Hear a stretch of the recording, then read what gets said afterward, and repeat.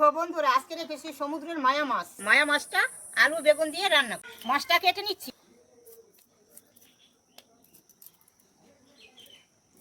দেখো সবজিগুলো কেটে নিচ্ছি।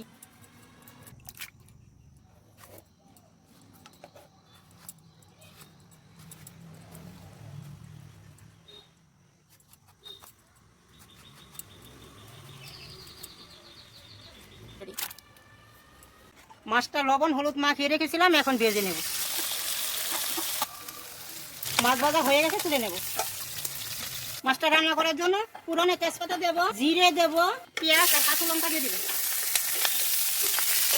পেঁয়াজটা হালকা ভাজা হয়ে গেছে, এখন বেগুন আর আলু দিয়ে দেব। লবণ দিয়ে দেব, হলুদ দিয়ে দেব, দিয়ে ভালো করে কষিয়ে দেব। কষানো হয়ে গেছে, এখন জলটা দিয়ে দেব। পরিমাণ মতন জল দিয়ে ঢেকে দেবো সিদ্ধ হওয়ার জন্য। আলুটা সিদ্ধ হয়ে গেছে, এখন মাছগুলো দিয়ে দেবো, দিয়ে একটু ঢেকে রাখবো। দেখো রান্নাটা হয়ে গেছে,